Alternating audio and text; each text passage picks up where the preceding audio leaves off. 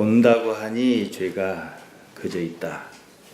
그저께 여러분 어제지요. 어제 영신데 하마르티아에 대해서 말씀드렸습니다. 하마르티아가 무엇이라 했습니까? 화살이 관역을 잘못 맞췄다. 한마디로 판단착오로 생긴 어떤 잘못, 이것이 우리 성경은 죄라 번역했다 그랬습니다. 삶으로 치자면 일종의 오류 같은 것입니다. 불행이 거기서 비롯합니다.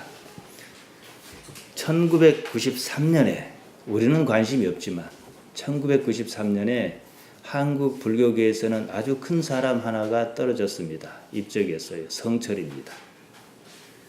왜 성철이 중요하냐? 한국 선종을 대표할 만한 인물이기 때문에 그렇습니다. 불교는 선종과 교종으로 나눕니다. 선종은 선, 고요할 선자를 씁니다. 참선을 통한 성찰과 깨달음을 중시하는데 우리가 잘 아는 조계종, 천태종, 이게 선종입니다. 그러니까 서양 사람들이 여기에 매력을 느껴요. 선종이고, 교종은 교리를 중심으로 합니다. 가르침을 중시하는데 열반종, 화엄종 등이 있습니다. 성철이 유명한 것은 그러니까 고려의 보조국사 진울에서 성철로 이루어지는데 성철은 진울과 이를테면 맞짱을 뜬 사람이에요. 도노 점수냐 도노 돈수냐 이거죠. 그런데 성철이 유명한 것은 한국 불교에서 선종의 특징을 가장 잘 나타내주는 인물이기 때문에 그렇습니다. 그가 입적할 때 남긴 유명한 말입니다. 산은 산이고 물은 물이라 그랬습니다. 원래 이 말은 중국의 선가 5종 중 하나인 임재종의 선사 유신이 설법에서 한 말이라 그럽니다. 내용을 그대로 옮기면 이렇습니다. 내가 30년 전 참선하기 전에는 산은 산으로 물은 물로 보았다가 나중에 선지식을 친견하여 깨침에 들어서서는 산은 산이 아니고 물은 물이 아니게 보았다. 지금 휴식처를 얻고 나니 옛날과 마찬가지로 산은 다만 산이요 물은 다만 물로 보인다.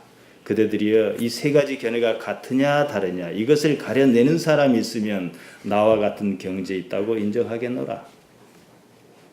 인생을 살면요 꼭 원점으로 회귀하는 것 같습니다.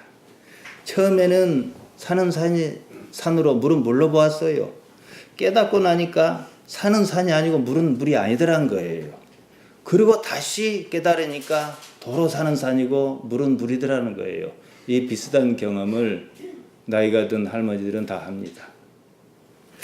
여기서 산은 산이고 물은 물이로다는 고측, 즉 수행자를 인도하기 위하여 제시한 과제를 성철이 원용해서 널리 퍼졌습니다. 중생이 눈을 가지고 볼 것을 제대로 보지 못하면서 본다고 하니 오히려 문제가 있다. 그 말입니다. 오늘 요한복음 9장은 태어날 때부터 소경이었던 사람 이야기로 시작해서 본다는 문제로 끝맺습니다. 상당히 깁니다. 전체가 한 덩어리예요. 그래서 요한복음 9장 41절에 보면 예수께서 가라사대 너희가 소경되었다면, 저는 이제 옛날 성경이라서 맹인이 아니고 소경이라고 했습니다. 죄가 없으려니와 본다고 하니 너희 죄가 그저 있느니라. 본다고 하니 너희 죄가 그저 있다. 본다고 하는 의지의 주체가 누굽니까? 나거든요. 예수님의 말씀은 성철에 원용한 말을 그대로 가져오면은 산은 산으로 봐야 하고 물은 물로 봐야 하는데 바로 산은 산이요 물은 물이라는 말과 구조가 다르지 않습니다. 산을 산으로 보지 못하고 물을 물로 보지 못합니다. 본다고 하지만 그것은 자기 얘기고 사실은 보지 못한다 이거예요. 그것이 하마르티아라는 거예요. 여기에 오류가 있습니다. 그것이 사람의 인생을 불행으로 몰고 갑니다. 눈은요 보라고 있는 거예요. 볼 필요가 없으면 눈이 없겠죠. 그러니까 심해 생물은, 심해 물고기는 눈이 없는 경우가 있어요. 볼 이유가 없으니까. 눈으로 사물을 봅니다. 문제는 눈으로 본 것을 본 그대로 인식하지 못한다는 거예요. 이게 메커니즘적인 문제가 있어요. 있는 그대로 받아들이지 않습니다. 왜입니까? 해석이란 작용이 들어가거든요. 해석이란 어떤 현상, 행동, 글 따위를 이해하기 위한 정신적인 작용이라 그럽니다. 해석이 말 그대로 그런 작용에서 그친다면 크게 문제 삼을 것은 아닙니다. 해석이 단지 해석이 아니라 이해관계에 영향을 받는다 그겁니다. 무엇이 이익이냐? 또는 무엇이 손해냐는 이해 득실에 따른 판단이 해석작용에 영향을 미쳐버려요. 그러니까 산이 산으로 안 보이는 거예요. 물이 물로 안 보이는 겁니다. 그러는 사이에 더 이상 산은 산이 아니고 물도 더 이상 물이 아닌 상태로 이해하는 결과가 발생했습니다. 본말이 바뀐 거죠. 인간의 불행이 여기 있습니다. 우리 일상의 삶이 그래요. 예수님께서 본다고 하니 너희 죄가 그저 있다. 그렇게 말씀하셨습니다. 우리 성경에 죄라는 말 하마르티아라고 말씀드렸습니다. 꼭 기억하셔야 합니다. 화살이 관역을 잘못 맞췄다. 여기서 나온 말이라고요. 판단착오 내지는 판단의 오류 같은 개념입니다. 그러니까 보지 못한다고 했더라면 하마르티아가 없었지 않겠느냐. 본다고 생각 안 했으면 처음 본 것처럼 했으면은 그만큼 오류가 적지 않았겠느냐 이거죠. 목표를 제대로 겨냥하지 못한 문제도 있죠. 그래서 예수님께서 길이요 진리요 생명이시다. 한마디로 뭡니까? 방법이시다. 요한복음 14장 6절 그 말씀입니다. 제가 최근에 영어 사전을 뒤지다가 우연히 안 사실이 있어요. 하마르티아가 헬라 말이잖아요. 성경에서 이제 찾아서 헬라 자판을 이렇게 쓴단 말이에요. 근데 우연히 생각 없이 영어로 그냥 HAMARITI 이렇게 쳐봤어요. 있어요. 없을 줄 알았거든요. 잘 쓰지 않는 말이긴 하지만 의외로 원어의 뜻에 가깝게 번역하더라고요. 판단의 잘못 이렇게 번역이 되어 있어요. 그리고 그리스 비극의 주인공의 성격 결함에 따른 판단의 잘못을 말하는 것이다. 이렇게 쓰고 있어요. 다시 그래서 브리테니크 백과사전을 뒤져봤습니다. 거기에서는 하마르티아를 이렇게 설명했습니다. 아리스토텔레스가 시약 13장에 쓴 말이라 하며 이렇게 기술해요. 높은 지위와 고귀한 품성을 지닌 비극의 주인공이 불행을 맞는 것은 악의, 우리로 말하면 죄라 하겠죠. 악의가 아니라 하마르티아 때문이다. 그러니까 죄와 하마르티아는 다른 거예요. 이렇게 묘사함으로 아리스토텔레스가 처음 사용했다 그럽니다. 대부분의 뛰어난 비극은 그처럼 단순한 해석으로 설명할 수 없다. 그러니까 소설 작법에 그 조예가 있는 사람은 뭐라 합니까? 복선이라고 해요. 복선. 복선이 없으면 소설이 안 되는 거예요. 인생의 복선. 하지만 소설은 복선으로 재밌겠지만 우리 인생에는 복선이 있으면 힘들어요. 후일에는 오텔로의 질투, 햄릿의 우유부단함 같은 도덕적 결함을 이러한 불완전함으로 해석하기에 이르렀습니다. 주인공의 고통과 그것이 불러일으키는 반향은 그의 결함에 비하면 지나친 감이 없지 않다는 것입니다. 따라서 비극적 파국을 위해서는 필연적으로 주인공의 결함, 운명, 숙명, 그 밖에 외부의 힘이 조직적으로 공모해야 한다. 브리테니커는 이렇게 기록하고 있어요. 자, 이런 뭡니까? 그냥 연극 나오는 거지요. 그런 예술에 아리스토텔레스가 조예가 깊다는 사실은 우리가 잘 알고 있습니다. 이러한 상황에 비춰볼 때 아리스토텔레스는 하마르티아를 판단의 악의가 아니라 판단의 착오 내지는 판단의 잘못의 의미로 썼다는 거예요. 신약 성경은 헬라어예요. 그럼 헬라식으로 이해해야 해요. 그래서 약간 문제는 있어요. 히브리인인데 헬라 문화권, 코인의 문화권, 알렉산더로 인한 코인의 문화권인데 헬라로 쓰였다는 이 절충점을 사실 우리는 동시에 갖고 봐야 한다 이거죠. 이런 얘기가 없이 대개는 그냥 나의 죄가 어떻고 이렇게 얘기합니다. 그 죄와 이 죄가 다릅니다. 참고로 말씀드리면은 무교 신앙은 나의 원이 중요해요. 그 대상이 중요하지 않아요. 무슨 신주를 모셔도 그 대상이 중요하지 않아요. 나의 원이 중요해요. 그러나 우리 신앙은요, 결국은 나의 원이 접히고 하나님의 원을 이루는 것입니다. 그래서 기도가 안 되는 것도 있는 거예요. 처음엔 잘 되다. 그래서 내가 하나님의 사람으로 변해가는 거예요. 무교는요, 무당이 도둑놈이든 뭐든 상관없어요. 복만 주면 돼요. 영매자처럼 말이에요. 그러나 우리 신앙은 안 그렇습니다. 아무튼요, 인간이 그런 죄에서는 결코 벗어날 수 없습니다. 이 지점에서 삐끗합니다. 그러니까 예수님께서 말씀하신 의도와 우리가 이해하고 있는 의도가 다를 수 있다는 거예요. 그러니까 되게 여기 이쯤에 오면 어떻게 삐끗해요? 관념적으로 끌고 가버려요. 그냥 두루뭉실하게 추상적으로 그냥 우아하게 끌고 가버려요. 우리 삶은 현실이에요. 우리 주변에 수많은 십자가가 있습니다. 그러면 당연히 세상이 깨끗해야 합니다. 세상이 맑아야 합니다. 교회가 소금의 맛을 잃었고 빛의 능력을 잃었다는 얘기입니다. 씻지도 닦지도 못할 죄와 씨름하다가 아이고 나도 모르겠다. 이런 것은 아닌지 잘 모르겠어요. 못할 것이 지나치면요 포기해버려요. 할만해야 감당하는 법입니다. 그렇게 관념의 세계로 떠넘기고 말았습니다. 현실은 언제나 구체적입니다. 어디가 다쳐 아픕니다. 관념적으로 아프지 않아요. 이상적으로 아프지 않습니다. 현실적으로 아픈 겁니다.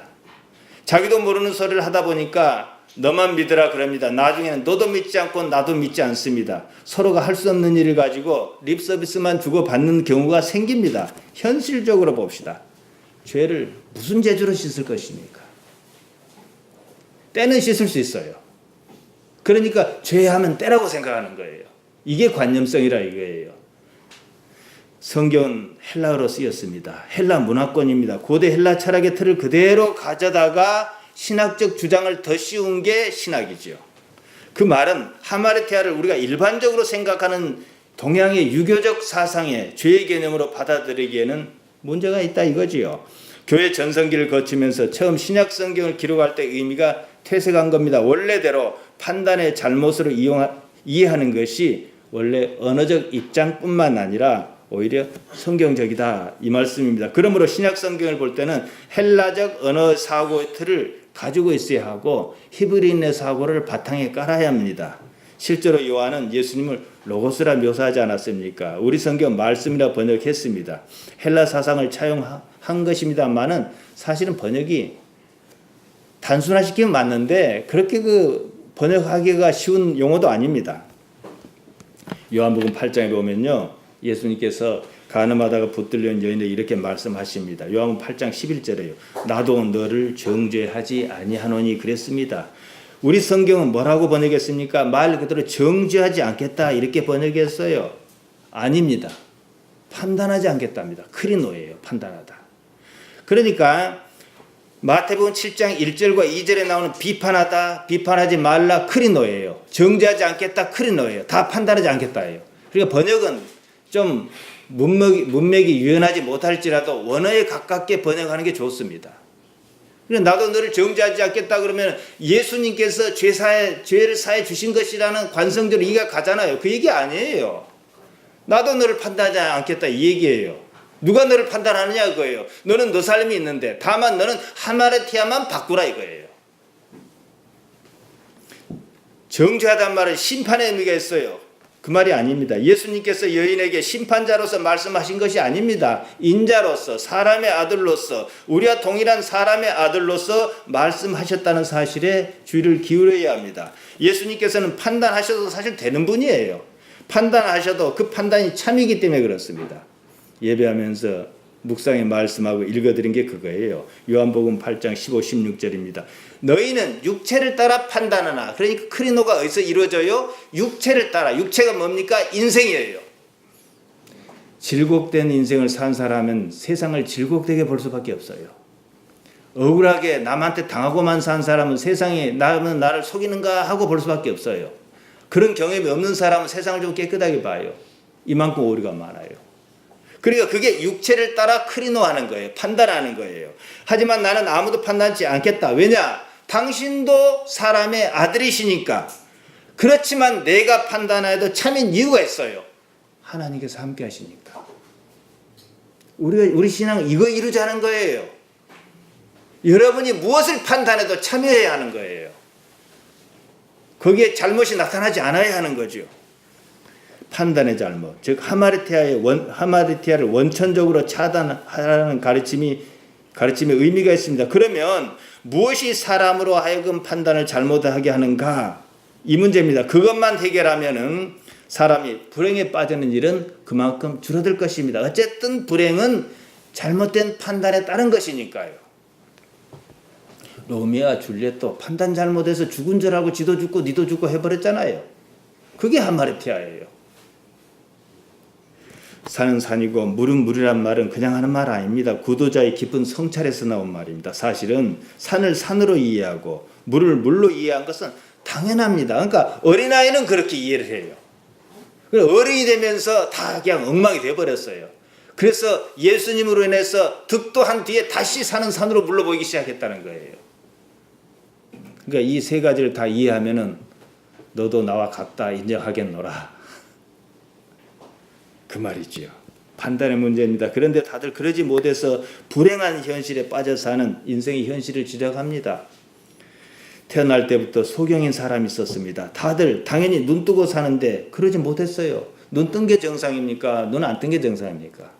뜬 게 정상이지요. 그런데 이것도 다수결의 원칙 비슷한 게 있어요. 60억 인구 중에 단 한 사람만 눈 뜨고 나머지 다 감고 있으면 눈 뜬 사람이 병신이에요. 그러지 않겠습니까? 그러니까 무엇이 옳다는 건 없어요. 다만 현실적으로는 서로가 다 눈을 떠야 교통사고도 안 나고 운전도 할 수가 있고 걸을 수도 있고 이런 점이 있어요. 어쨌든 다들 눈 떴는데 왜 저 사람은 눈을 뜨지 못했는가? 궁금했습니다. 제자들은요. 원인을 알 수 없는 불행한 현실을 이해할 수 없었어요. 하나님의 공평에도 문제가 있는 듯 합니다. 하나님의 정의가 없는 것 같아요. 왜 저 사람은 눈 떴는데 나는 눈을 뜨지 못해갖고 생계 유지도 어렵고 이렇게 불편하게 살아야 하는가? 왜 저 사람은 요새 그 흔히 쓰는 말로 시쳇말로 금수저 집안인데 나는 왜 돌수저 흙수저 집안이야?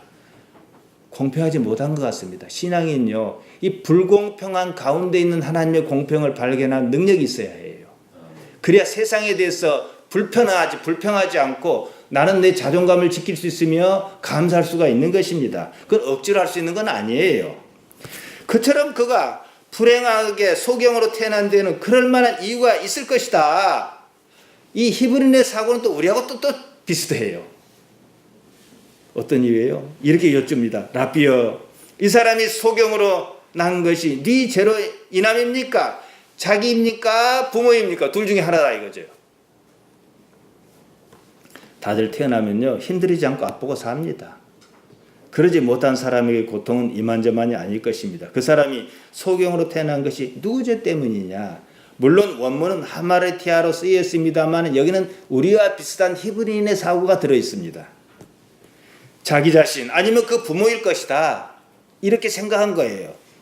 의외로 예수님께서는 둘 다 아니라는 거예요. 요한복음 9장 3절입니다. 이 사람이나 그 부모가 죄를 범한 것이 아니라 그에게서 하나님의 하시는 일을 나타내고자 하심이니라. 예수님의 답변은 고통의 원인, 누군가의 잘못 때문이 아니라는 거예요. 다만 현실의 고통, 현실은 고통인데 이 고통이 나의 고통이 무엇을 지향하게 하는가? 이 문제예요. 그래 즉답은 아니지요. 종교적인 답변입니다. 그것을 말씀하셨습니다. 바로 이 점이 불교와 기독교의 차이점입니다. 불교는요, 모든 것의 합리성에 초점을 맞춥니다. 인과적 이해가 그렇습니다. 원인과 결과, 그럴듯해요. 나아가 아직 닥치지 않은 세상까지도 추론하기에 이르렀습니다. 지금 있는 불행을 중심으로, 원인이 과거에 있을 것이다. 그리고 과거의 삶이 나와요. 뭡니까? 전생. 그러면 지금 내가 선업을 잘 쌓으면은 더 나은 내생이 있을 것이다. 이렇게 삼생을 보죠. 지금 불행합니다. 그럼 과거에 어떤 잘못이 있었기 때문입니다. 그러니까 제자들의 인식도 그거예요. 이 사람의 소경이라는 불행은 뭐냐? 과거에 무슨 잘못이 있을 것이다. 그 부모 아니면 그 자신. 딱 엽기지요. 그리고 그게 아니라는 거예요. 이게 신정론입니다. 예를 듭시다. 고타마 시타르타, 우리가 이제 성불했다 그러니까 부처님이라 그러는데 그분은 예수님보다는 600년 정도 앞섰습니다. 소경으로 태어난 사람을 그의 제자 안 한다가 물었다 그럽시다. 그러면은 부처님 뭐라고 답하셨을까요? 전생의 업보 때문이라 그랬을 거예요. 이것이 옳으면 이제 절로 가야 해요. 지난 삶에서 악업을 쌓은 연고로 이번 삶에서 불행한 일을 겪었다. 그러니까 너는 지금부터 선을 쌓아라. 적선해라. 그래야 극락왕생할 것이다. 이게 불교죠. 불교는요. 어제 제가 오늘의 교회 집회에서 말씀 잠깐 드렸습니까? 시간을 나의 형태로 생각합니다. 과거, 현재, 미래가 그거예요. 사실은 아니에요. 제가 하나님께서 지금 호렙산에서 모세를 만나고 계십니다. 아브라함이 번제 드리는 장면에 하나님께서 보고 계십니다. 그러면 여러분 그거 아니라 할 사람 아무도 없어요. 시간이 없잖아요. 그러니까 어떤 의미에서 나의 인생은 미래에 그것이 있는 거예요. 그래서 여기서 예정론이 나오는 거예요. 자, 봅시다. 현재, 과거, 현재, 미래라고 생각하는데, 일렬로 생각하는데, 과거, 현재, 미래라고 생각하는데, 아니에요. 현재, 과거, 미래입니다. 현재가 과거를 특정합니다. 그리고 그것으로 인해서 미래를 예측합니다. 이걸 조금 더 설명하겠습니다. 이 언어는요, 순서적으로 설명할 수밖에 없어요. 그렇지만 인식은 순서적이 아니에요. 여러분 꿈을 보세요. 앞뒤가 있습니까? 제가 이제 태블릿을 들고 설교를 한단 말이에요. 이렇게. 이 태블릿 PC예요. 이걸 드는 순간 여러분은 제대로 이해를 하고 있지 않고 그림으로 한 번에 이해를 해요. 근데 제가 이걸 언어로 설명하면 어떻게 해요? 색은 흰색이고 뭐 어쩌고 저쩌고 순서로 얘기를 해야 돼요. 순서는 그냥 순서일 뿐이지 그 순서가 존재의 순서를 말한 건 아니라 이거예요. 통짜로 인식하는 거예요. 이게 컨택트란 영화가 이걸 다루고 있어요. 외계인들은 언어를 순서로 말하지 않는다. 한꺼번에 얘기를 한다 이게요. 꿈이 그러잖아요. 이걸 조금 더 설명하죠. 제가 25년째 이곳에서 사역하고 있습니다. 목회자로서 좀 더 나은 삶, 지명도가 높은 삶, 뭐 성공이란 말까지는 아니더라도 그런 데에 대한 좀 여망이 있지 않겠습니까? 이러저러한 일을 겪어 여기까지 왔습니다. 지금 이 시점 지난 삶을 결정한 거예요. 제가 지금의 삶을 나는 하나님께 내 나름대로 깨달은 게 있고 내 나름대로 신학을 정립했다. 나는 감사하다고 하면은 지난날 제가 겪었던 모든 고난은 의미가 있는 거예요. 젊어서 고생 사서 한단 말이 그렇게 나와요. 그러나 지금 죽쓰고 있으면은 뭐라고 얘기해요? 아이고 내 팔자야 이럴 수밖에 없어요. 그러니까 과거가 지금 나를 만든 게 아니에요. 순서 아니에요. 지금이 과거를 결정합니다. 그리고 이 경험을 바탕으로 미래를 예상하게 해요. 지금 하나님을 만난 사람이 하나님의 거룩한 도성을 육신이 소멸해 갈 즈음에 하나님의 거룩한 도성을 기대하는 거예요. 그분은 나한테 절대적인 신뢰를 주셨기 때문에 그분이 하고 있는 육신을 벗어버린 세상은 고통과 슬픔과 아픔이 없을 것이니까 이렇게 생각하겠죠.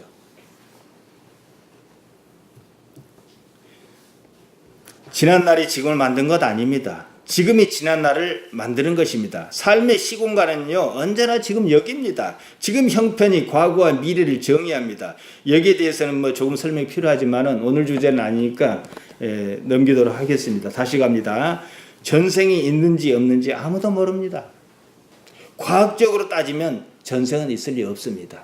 불교는 합리적이다, 인과적이라는 것 때문에 그래요. 과학적입니다. 우리 아이가 은평구 신사동에 대학생 전세 임대주택을 얻어 사는데 지금 절이 없어졌어요. 개척절이 있더라고. 그래서 불교는 과학입니다. 제 지나가면서 개뿔을 그랬어요. 왜냐? 과학이면 전생이 없는 거예요. 단지 인과적인 그것만 갖고 그런 거죠. 현실 세계에서 고통을 이해하지 않으니까 마치 수학 공식처럼 딱 맞아떨어지는 무엇이 필요했어요. 집어넣으면 딱 맞아야 하는 거예요. 그러면 지금 어떻게 살아야 하는지가 선명해 보일 것입니다. 그러고 나서 선업을 쌓아야 다음 생에 불행을 겪지 않을 것이라는 추론에서 나오는 교리가 발생하죠. 여기서 적선이 생깁니다. 고타마 시다르타가 카필라 성의 조그마한 성의 왕자로 태어나지 않았습니까? 어머니가 일찍 죽었어요. 참 이상했어요. 나는 이렇게 좋은 옷을 입고 좋은 음식 먹고 자는데 왜 저 사람은 병들고 아픈가? 왜 늙고 죽어야 하는가? 이래서 고행을 시작했다 안 그럽니까? 그리고 이제 별 고생을 다 했는데 깨달음이 안 온 거예요. 그러다가 보르스나마에서 깨달았어요. 뭘 깨달았을까요? 합리적인 겁니다. 딱 맞아 떨어진 거. 여기서 한꺼번에 다 열린 거예요. 자기 생각에는. 다 맞아야 하는 거거든요. 여기서 현재적 삶을 어떻게 이해할 것이냐는 문제가 있습니다. 사실 이 문제 때문에 그런 고민에 빠졌던 것입니다. 그리고 거기에 대한 해답을 찾고자 했습니다. 다들 눈을 멀쩡히 뜨고 세상을 삽니다. 누구는 그러지 못한다는 불합리를 어떻게든 합리성 안에 가져와야 하는 거예요. 합리로 맞추다 보니까 답은 딱 하나예요. 악업. 업이라 그러죠. 업장이라 그러니까 불교에서 고통은 업장이에요. 업으로 인한 고통이다 이거죠. 그러니까 전생에 뭐를 잘못했으니까 현생에 이런 거예요. 그러니까 현생을 어떻게 살 것이냐 이렇게 가는 거죠. 구도적 결론입니다. 하지만 우리 성경은요, 현재적 삶을 합리적으로 설명하지 않습니다. 합리적으로 이해하려고 하면 여러분이 오류에 빠집니다. 따라서 우리는 그렇게 생각할 이유가 없어요. 궁금은 하겠죠. 그럼 나중에 예수님께 가서 물어보면 돼요. 왜 하나님 저는 이렇게 살아야 합니까? 남 다 눈 좋겠는데 저는 한 번도 수영장을 못 가보고 눈이 나빠고 안경 벗고 아무것도 못하는 수영장을 못 가고 이렇게 살아야 합니까? 그건 나중에 물어봐야겠죠. 이해를 못하는 거 그냥 못하는 채로 두면 되는 겁니다.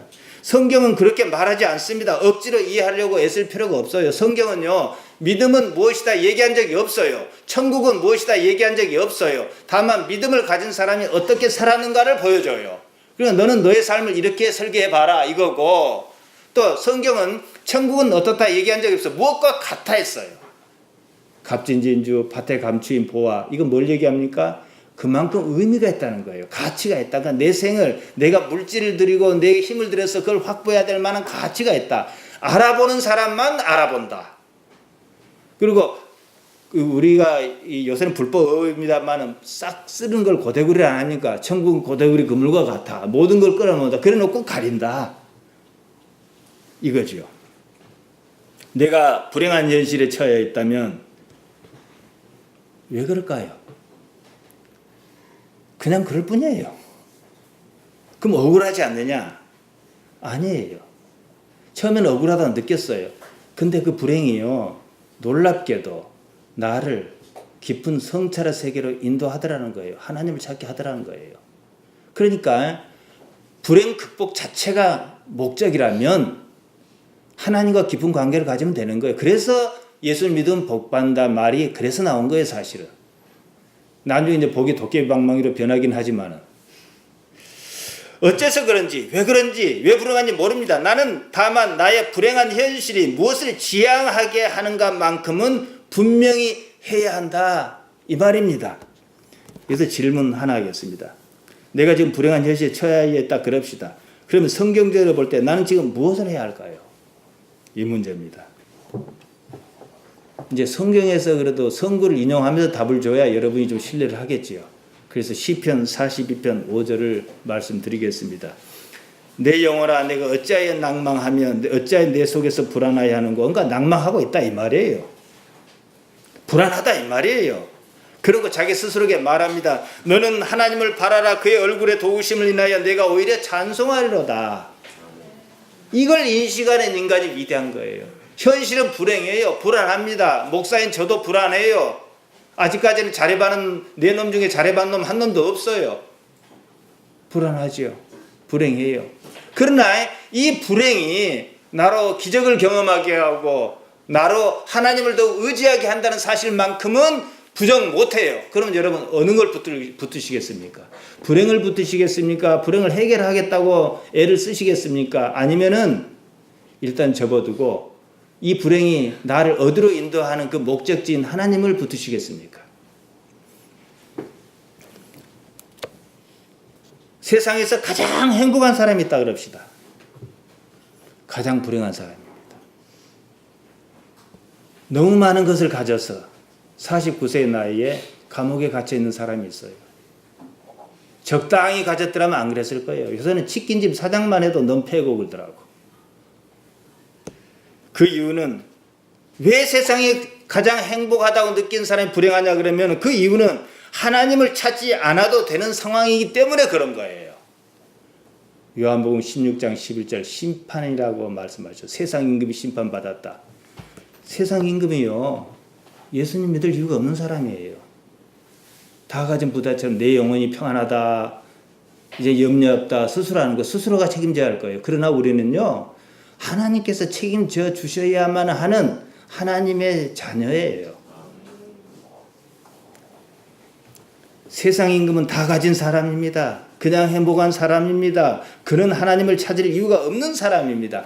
예수님의 주변에 세리와 장기와 죄인이 모였어요.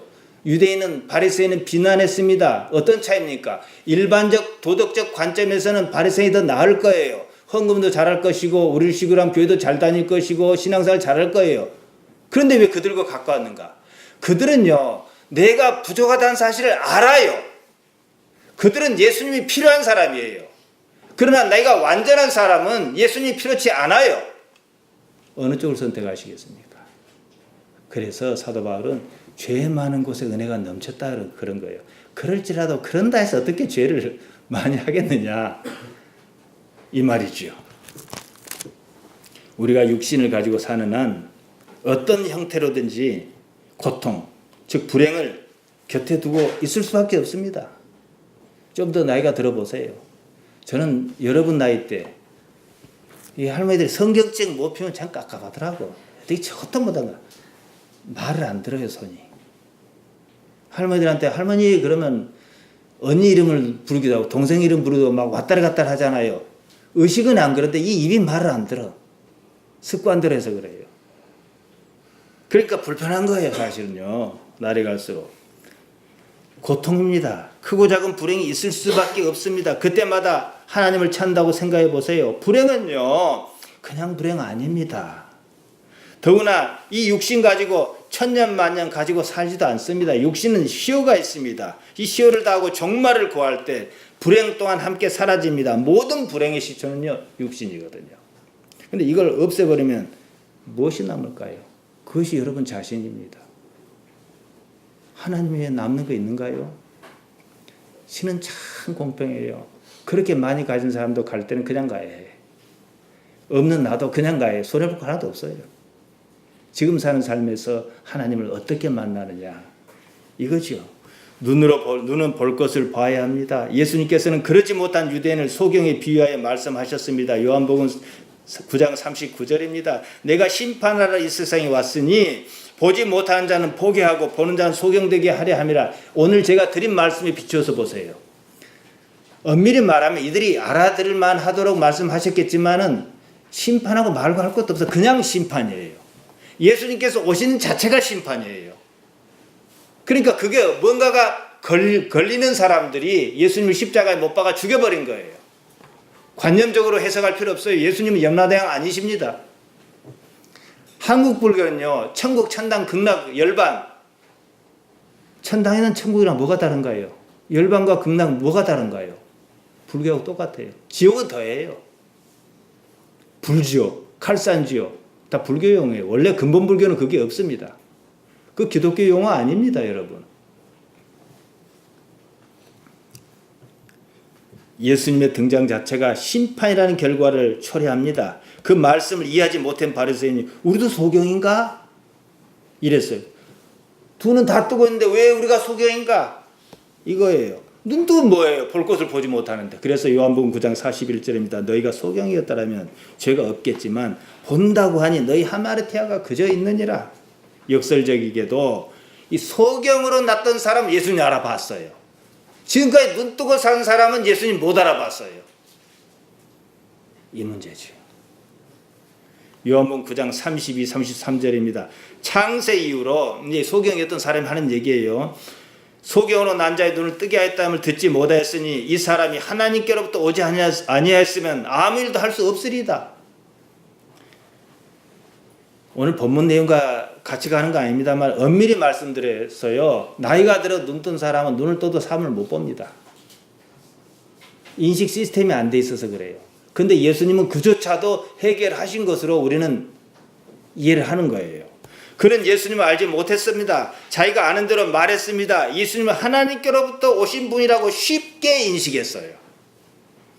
상식적으로 이제 눈을 뜬 사람보다 평생 눈 뜨고 산 사람이 그 사실을 더 잘 알아봐야 합니다. 그렇다면 이 두 경우에 무슨 차이가 있는지 그걸 보자는 거죠. 이제 눈을 뜬 사람은 눈으로 인한 자기 경험이 없습니다. 때문에 본대로 받아들입니다. 이게 진리라는 말이에요. 알레데이아. 있는 그대로 참. 이 뜻이죠. 처음부터 눈을 뜨고 세상을 살 만큼 사는 사람은 눈이 주는 정보를 그대로 인식하지 않습니다. 눈으로 볼 것을 보되 거기에 무엇인가를 첨가하여 이해한다는 거예요. 유대인은 보고 싶은 것만 보려고 했어요.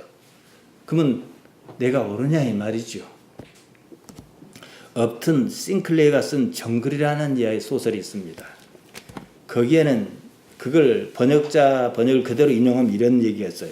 이해하지 못한 채로 남아있는 것이 직장을 유지하기에 더 유리하다면 그를 깨우쳐 이해시키기란 불가능하다. 진리가 중요한 게 아니라 옳고 그름이 중요한 게 아니라 나의 이익이 더 중요하다 이 말이에요. 강단은 회중과 거래해서는 안 돼요. 회중의 동의를 구하기 위해서 이끌어가는 기술은 필요하겠지만 예수님의 말씀으로 끌고 가고자 노력해야 해요. 여러분을 위해서 이 설교 준비한 거 아니에요. 우리 강단은 항상 이렇습니다. 물론 할머니들이 다 못 알아듣겠지만 그래도 한마디하고 뭔가를 알아. 하도 많이 얘기하니까. 이해관계가 개입하면 사실은 사실로 보이지 않습니다. 믿음도 마찬가지입니다. 믿고 싶은 것만 믿으려는 습성이 있어요. 여기에 거래가 이루어지니까 괴물 목사 나오는 거예요. 괴물 목사는 괴물 목사만 책임 있습니까? 그 목사를 괴물로 만드는 사람은 책임 없습니까? 대개는 이조차도 구분하지 못합니다. 사실은 그냥 사실이어야 합니다. 사실보다도 이해관계가 우선입니다. 그런 사람에게는요, 진리로 인한 자유가 없습니다. 사실은 있는 그대로입니다. 그것이 진리예요. 진리에 대해서 관심이 없고 오로지 내게 무엇이 이익이냐 손해냐는 판단이 진리를 대신했습니다. 때문에 그들은 스스로 자유인이라고는 하나 실상은 죄의 종이다. 요한복음 8장 32절에서 36절까지가 그 얘기하는 겁니다. 헬라 말에 본다는 말은 블레포, 에이돈, 데오레오 이런 게 있습니다. 블레포는 그냥 본다는 거고 에이돈은 참여하다, 인식하다, 경험하다, 알다, 알아차리다. 데오레오는 응시하다, 지켜보다 이런 의미인데 본문에서 본다는 말 블레포 그냥 본다 이 말이에요. 그냥 봐야 하는 거예요. 해석이 들어가면 안 됩니다. 그 해석은 판단에 따른 겁니다. 자기 경험의 판단을 진리라고 믿음 때문에 오류가 발생합니다. 이것이 하마르티아라는 거예요. 너희가 본다고 한다는 그것 때문에 하마르티아가 그저 있다. 문제가 생긴다. 그것입니다. 이미 뜬 눈을 가지고 보지 않을 수는 없습니다. 본다는 생리적 문제가 아니라 해석, 심리적, 의식적인 문제다 이거지요. 너희가 본다고 하니 보는 것이냐 그런 말씀입니다. 사람이 죄가 없어야 일단 불행에 빠지지 않을 것 아니겠습니까? 본다고 그러니 여전히 불행한 상태에 있을 수밖에 없다는 거예요. 하마르티아를 이해하고 예수님의 말씀을 다시 보면 의미가 분명히 드러납니다. 제가 자의적 의역을 하면 이렇습니다. 너희가 본다고는 하는데 과연 그걸 사실을 사실로 보는 것이냐? 사실을 사실로 보지 못하는데 사실이나 진리라 같은 말입니다. 그것이 과연 보는 것이냐? 그런 상태에서는 그저 판단착오에 빠질 수밖에 없다. 판단착오가 불행을 불러오는 줄 알지 못하느냐 이런 의미입니다. 여기서 우리는 본다는 생리적 행위가 어떻게 판단착오를 불러일으키는지 짚어봐야겠습니다. 여러분이 지금 앉아있는 의자는 특별한 사연이 있습니다. 이 의자가 있기 전에는요. 옛날에는 교인이 좀 있었어요. 관공서가 이 동네가 작아도 다 있었습니다. IMF 지나고 다 없어지고 뭐 다리가 놓이니까 우체국도 문 닫고 이랬는데요. 여기에 많이 앉아서 이렇게 예배를 했단 말이에요. 1994년이었습니다. 우리 마을에 여수경찰서 출장소가 있는데 이제 행정기 연락소라고 합니다. 저기 지금도 있습니다. 옛날에는 의경도 있고 막 그랬죠. 경찰관이 한 사람 부임했습니다. 여수시내 모교에 다니는 그 집사였는데 그는 경찰 시험 받고 순경으로 시작한 사람입니다. 여기 와서 경위, 경위하면 이제 위관급이 사법경찰이란 말이에요. 진급이 어렵습니다. 보통 경찰대에 나오면 근로 시작하지만 육군사관학교처럼 그러잖아요. 그러니까 이제 여기서 이제 아무것도 안 하고 나는 그냥 공부하고 경위 진급해야겠다 했어요. 교회 생긴 지가 얼마 안 됐는데 또 작다 보니까 새벽기도에 뭐 거의 안 나오는 사람이 안 나올 때도 참 많아요. 그 사람 혼자 두고 설교한 것이 여러 날이었어요. 그러니까 이분이 꼭 거기 우리 형제들 그 자리에 앉았는데 자기가 이제 설교에 취해갖고 손을 들고 물어봐. 그랬죠. 어느 날 그가 돈 뭉치를 들고 왔다. 100만 원을 들고 왔어요. 의자를 사려고 이제 의견을 모으는 중에 200 몇십만 원 한다 그래요. 자기가 마음을 먹었대요. 자기 아내하고 상의를 했는데 자기 아내는 이제 여수였는데 경위 진급시에 합격하면 자기는 하나님께 감사하겠다 이렇게 마음을 먹었답니다. 근데 가만히 생각해 보니까 하나님과 내가 거래하는 것도 아니고 물론 하나님께서 합격시켜주면 얼마나 감사하겠어요. 그렇지만 안 해주신다 하더라도 뭔 뜻이 있을 텐데 내가 이 돈을 두고 하나님 나 합격시켜 줄래요? 안 시켜 줄래요? 이러고 있는 것 같다. 그래서 제가 갖고 왔대요. 그가 이제 100만 원, 또 이제 전북 배양자하는 사람이 있었는데 100만 원. 우리 교인들이 이제 돈 좀 모아가지고 의자를 이제 맞춘 거예요. 그가 2015년 5월 9일, 저 다리가 교통하기 전입니다. 21년 만에 저를 찾아왔었습니다. 여수경찰서 수사과장으로. 그리고 나서는 이제 퇴직을 했습니다만은 수사과장 끝발 좋더만 개통도 안 된 다리를 차가 페트롤카가 왱왱 하고 오더라고. 예배당을 둘러보면서 목사님 이 의자가 그 의자입니까? 그렇다 그랬어요. 근데 지금은 이제 수리를 조금 장려했습니다만 그 전에 한테 허름했거든요. 옛날 그 모습이라면서 그냥 감개무량한 거예요, 그냥. 자기가 여기서 혼자서 1대1 새벽 기도를 하는 적이 있으니까. 이게 이 의자 단순한 의자가 아니지요. 2번 시험에 떨어지고 이번에 떨어지면 그만이라는 절박한 마음으로 우리 교회에서 나름대로 하나님을 의지하고 신앙생활을 했던 여러 상황에 의자와 함께 보였던 거예요. 그 그림이 여러분에게는 없어요. 그죠? 의자라고 같은 의자 아니에요. 본다는 것은 그런 의미입니다. 10사람이 봐도 10사람 모두에게 다릅니다. 이 경우는 좋은 경우지만 대개의 경우는 그렇지 못합니다. 제가 앞서 말씀드린 대로 사람과 사람 사이에 살면서 여러 가지 이해관계와 갈등이 있어요. 감정이 얽히고 설킵니다. 보이는 대로만 봐도 크게 문제가 없을 거예요. 보이는 것에 경험의 찌꺼기, 감정이 섞임으로 문제가 발생하는 겁니다. 하마르티아 곧 아리스토텔레스의 말에 의하면 판단차고 내지는 판단의 잘못이 있을 수밖에 없는 거예요. 로미오와 줄리엣이 서로 양과 가문이 갈등을 일으키잖아요. 그냥 판단이 우리 얘기로 하면 오버한 거예요. 그냥 그대로 있으면 안 죽을 건데 서로 죽은 줄 알고 약 먹고 죽고 막 그러잖아요. 인간의 불행은요, 하마르티아를 먹고 자랍니다. 예수님께서 마태복음 16장 24절에게 제자들에게 말씀하셨습니다.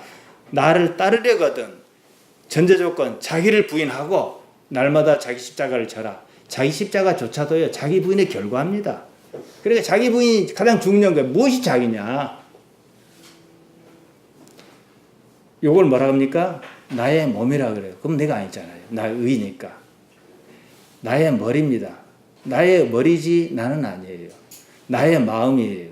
그럼 나의 마음이 나는 아니에요. 그러니까 나의 머리도 아니고 몸도 아니고 마음도 아니고 그것이 나예요.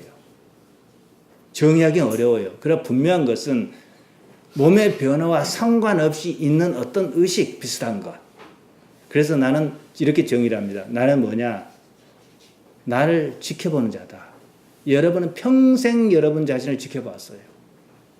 그러지 않았습니까? 마치 위에서 보는 것처럼. 과학적으로 성인이 눈을 뜬다 해서 그냥 볼 수 있는 것은 아닙니다. 눈은 신체 기관입니다. 인식하는 능력은 뇌의 작용입니다. 인지 능력의 과정으로 필요합니다. 본문에 나오는 눈 뜬 사람 이야기는 현재의 과학적 토대로서는 사실 불가능합니다.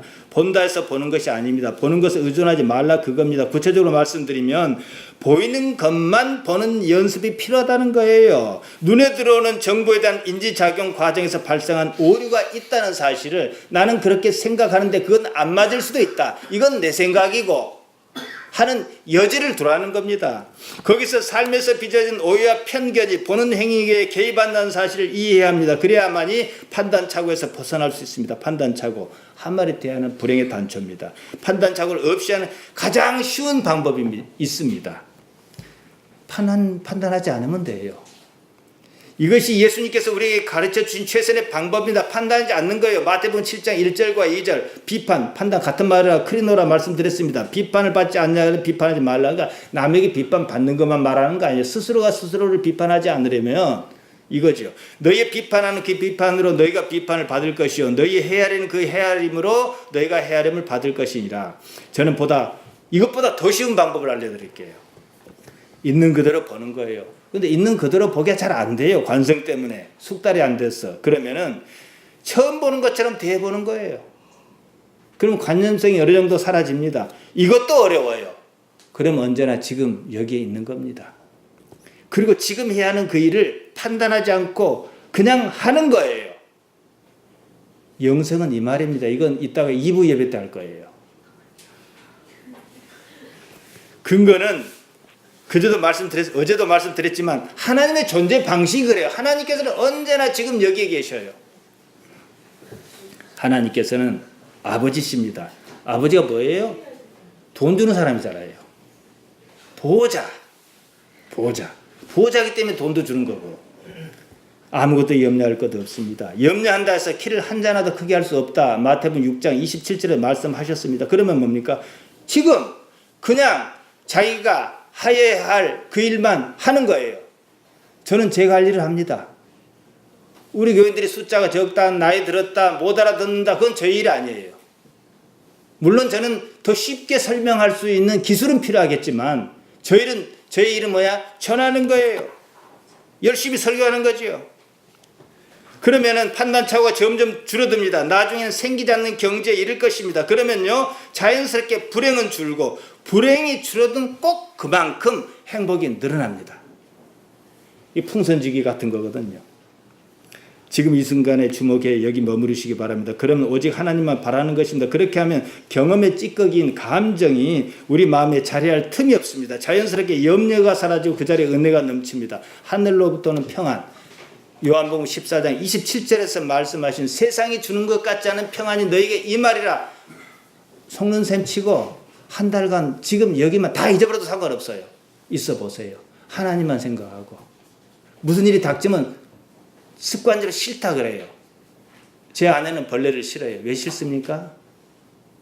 벌레에 대한 나쁜 추억이 반드시 있어요. 그래서 싫은 거예요. 벌레는 좋고 싫은 게 아니에요. 그냥 기어다닐 뿐이에요. 염려는 삶의 순간, 지금 이 순간에 주는 것 아닙니다. 지금으로서는 잊지도 않은 과거가 떠넘긴 찌꺼기 같은 것입니다. 유대인이 본다고 하는 것이 문제인 것은 지금 이 순간을 기준으로 삼지 않았다는 것입니다. 자신의 과거를 기준으로 삼았습니다. 본다는 행위 자체는 분명 지금 이 순간에 일어나는 일입니다. 자기 경험과 거기에 따른 판단을 우선시함으로 진리로 여김으로 진리가 아닌 것이 진리를 대신하게 되었습니다. 십자가는 삶이에요. 그냥 하나님 없는 십자가는 지지 않았을 거예요. 그러나 십자가는 여러분도 싫고 저도 싫고 인자하셨던 예수님도 싫었어요. 그러나 하나님 때문에 어쩔 수 없었던 거예요. 예수님이 십자가 왜 지셨어요? 그럼 여러분 교과서적인 답변 하실 거예요. 나의 죄 때문에. 그런 말 하지 말고. 그 관념이에요. 방법이 없어지신 거예요. 하나님께 죽으라고 기도했는데 안 들어주시니까 방법이 없는 거잖아요. 하나님은 부정 못하겠고. 지금 여러분의 삶이 십자가라는 사실이에요. 그러면 져야 해요. 싫으면 어떻게 해요? 그냥 하나님 앞에 땡깡 넣는 거예요. 하나님 싫어요. 나중에 어때요? 지게 해주옵소서. 예수님이 기도잖아요. 악한 자라도 자식에게 좋은 것으로 줄 줄 압니다. 마태복음 7장 11절입니다. 하물며 하나님 아버지시겠네요. 정리하랍니다. 세상에 어떤 종교가 하나님을 아버지라고 하는지 한번 찾아보시기 바랍니다. 모르겠어요. 있는지는 모르겠지만 제 기억은 없습니다. 창조주 하나님이 여러분 아버지입니다. 내 죽으면 당신도 손해예요. 그런 능력으로 세상 사는 여러분 되시길 바랍니다.